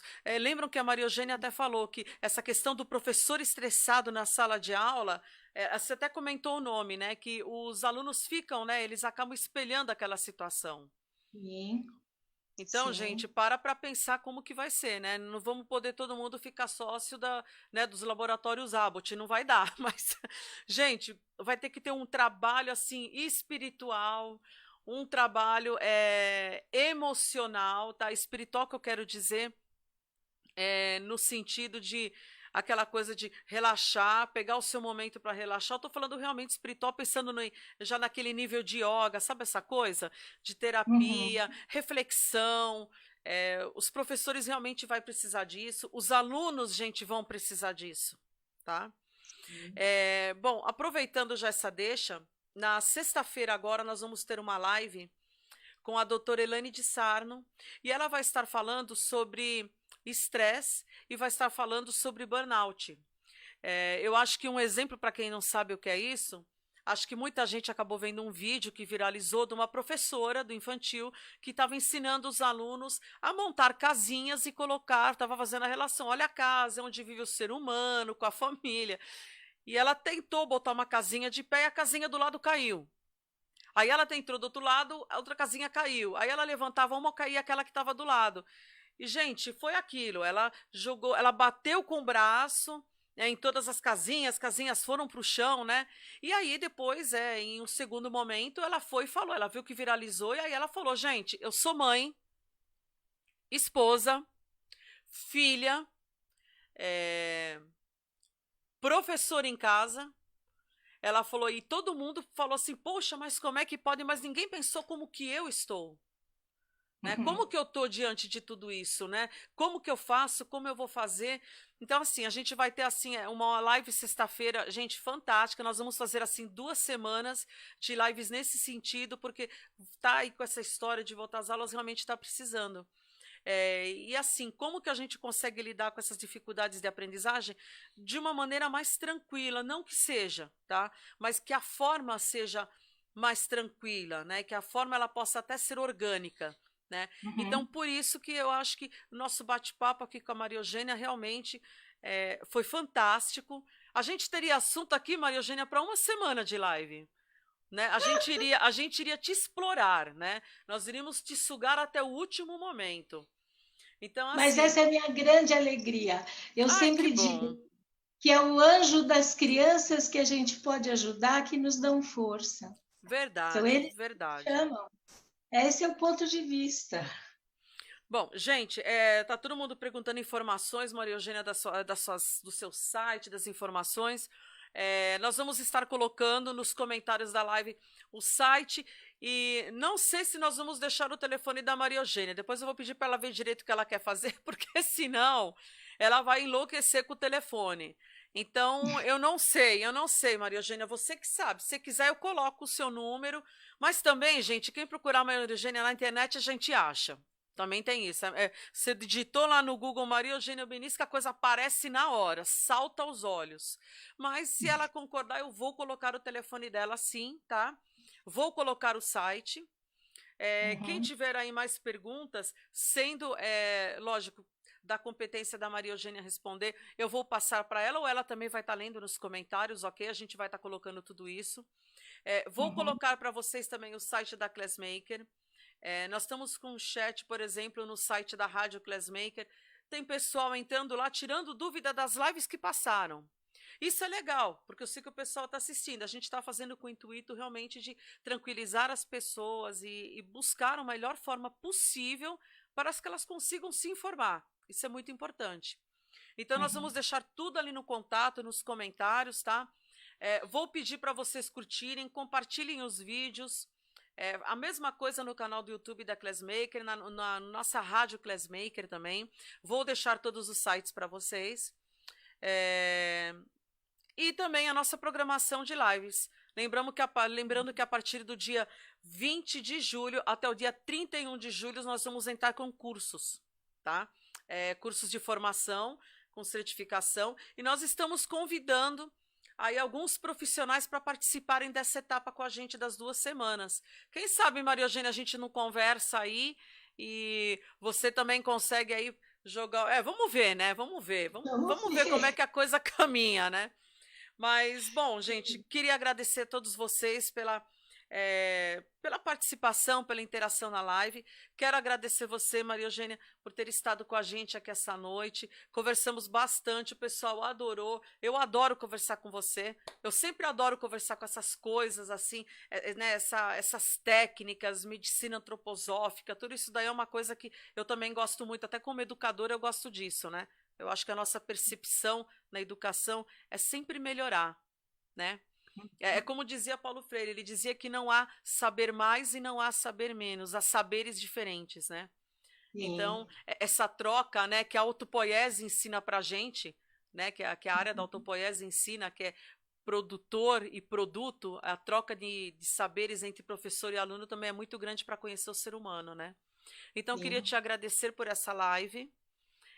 Super gratidão por você poder estar Gratidão minha aqui. também. Muito obrigada. Vamos ver se a gente pega aí algum outro tema para agosto. Eu vou pedir para o pessoal, inclusive, falar do que. Veja, a Maria Eugênia falou sobre 3 coisas. O que vocês gostariam de explorar que ela falasse, tivesse um olhar diferente e falasse mais sobre aquele assunto, né? Eu acho que todos os assuntos foram interessantes, né? Então, de repente, coloquem para mim o que vocês gostariam que ela falasse. Eu vou conversar com ela e vamos ver se ela tem disponibilidade, enfim, dentre a agenda dela, tá? Maria Eugênia, super obrigada de novo. Gratidão. Obrigada por estar com a gente. Obrigada. Gente, agradecendo. Boa noite. Esperamos que vocês aproveitem tudo, curtam, compartilhem, porque a gente vai ter uma surpresa para vocês com relação aos compartilhamentos e os cursos, ok? Pessoal, boa noite. Maria Eugênia, super beijo no coração. Obrigada, gente. Beijo no coração de vocês. E a gente se vê na sexta-feira com a doutora Elaine de Sarno, às 21 horas, pelo Facebook, no perfil Carla Luquizic. E pode procurar a gente também nas outras páginas nas redes sociais. Gente, boa noite. Maria Eugênia, boa noite. Até logo, gente. E daqui a pouco eu estou colocando as informações novamente, tá? Tchau, gente.